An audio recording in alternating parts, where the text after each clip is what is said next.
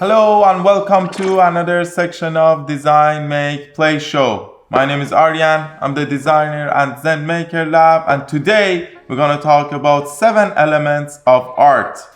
So have your pencil and paper ready? Let's get started. So let's get started with the real simple element in art. Can you guess what it is? Exactly, just a line. Line is one of the elements of art. There are different types of lines. There's a curved line, straight line, as you guys know. This is the simplest thing ever in. Number 2 is shape. So there are different shapes. Shape is a flat area. So whatever is flat area, we call it shape. So we have square, triangle, circle, oval. All of these are shapes. But for my case, I'm gonna call these super basic shapes. So these are super basic shapes because there's nothing more basic than these shapes. But all other shapes is combination of these two shapes. Let me give you an example. So I'm gonna draw a shape like hexagon right here. We have a hexagon.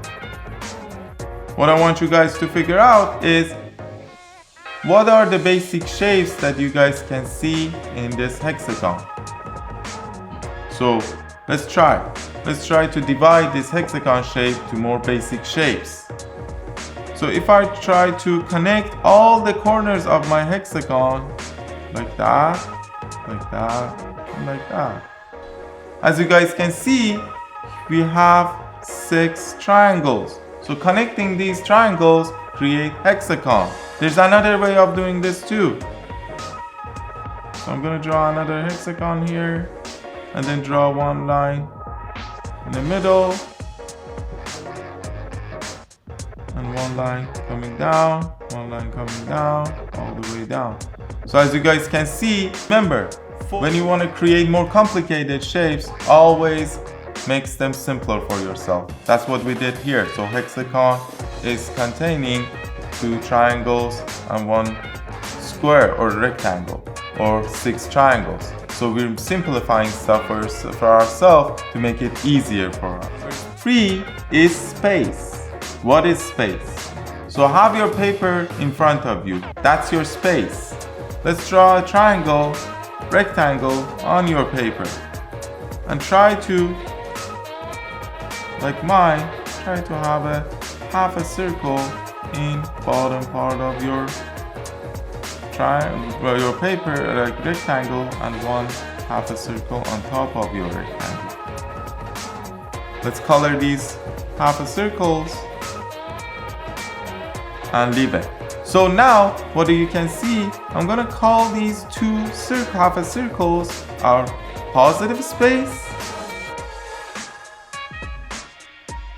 and this whatever is left is our negative space. So I'm going to give an example of how you can use positive and negative space and create 2 things at the same time. So I'm just going to draw a rectangle in here, take your paper, and I'm going to draw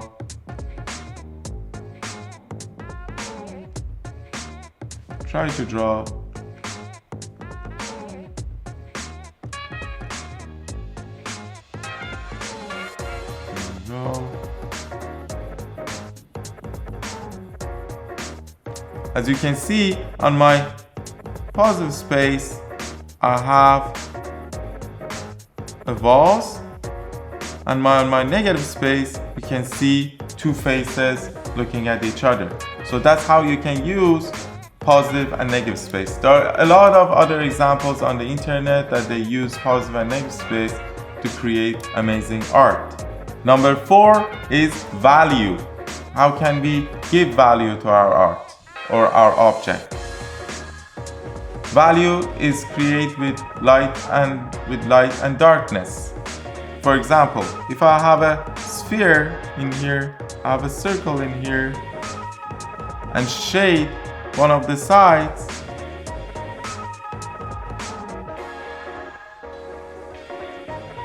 like this one that I did.